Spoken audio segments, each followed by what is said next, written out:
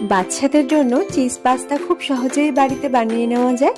তো আজকে আমি সেটাই বানিয়ে দেখাবো। বানিয়ে নেওয়ার জন্য কড়াইয়ের মধ্যে জল আর সামান্য তেল মিশিয়ে জল ফুটিয়ে নিয়ে তার মধ্যে পাস্তা দিয়ে পাস্তা সিদ্ধ করে নিতে হবে।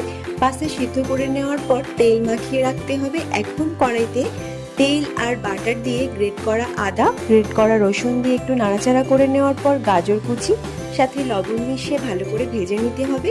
এখন দিয়ে দিচ্ছি পেঁয়াজ কুচি, ক্যাপসিকাম কুচি আর কাঁচা লঙ্কা কুচি। কিছুক্ষণ নেড়েচেড়ে ভালো করে ভেজে নিচ্ছি। এখন দিয়ে দিচ্ছি tomato sauce, chilli sauce, soya sauce. ভালো করে নেড়েচেড়ে মিশিয়ে সামান্য জল দিয়ে 2 মিনিট ফুটিয়ে নিতে হবে। সাথে সামান্য পরিমাণ চিনি মিশিয়ে নিচ্ছি। 2 মিনিট ফোটানো হয়ে গেলে এর মধ্যে পাস্তা মিশিয়ে নিচ্ছি।